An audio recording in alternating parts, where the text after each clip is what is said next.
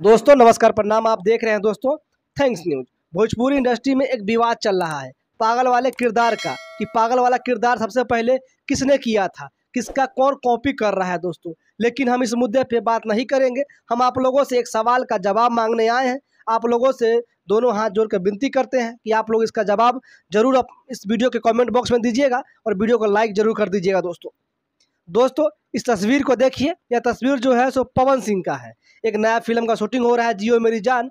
उस फिल्म के सेट का इस फोटो जो है सो वायरल हो रहा है। एक और तस्वीर देखिए। यह तस्वीर देखिए खेसारी लाल यादव का, जिसमें ये जूते का माला पहने हुए हैं, पागल का किरदार किए हुए हैं। फरिश्ता फिल्म का यह तस्वीर है दोस्तों। एक और तस्वीर देखिए अरविंद अकेला कल्लू का दोस्तों। 2017 में एक फिल्म आई थी अरविंद अकेला कल्लू की। उस फिल्म का यह जो है सो तस्वीर है।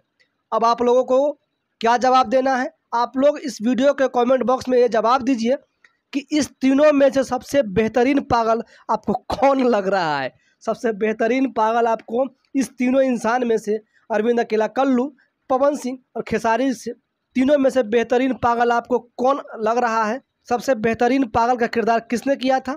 सबसे बेहतरीन पागल आपको कौन लगता है? आप लोग कमेंट करके जरूर राय दीजिएगा।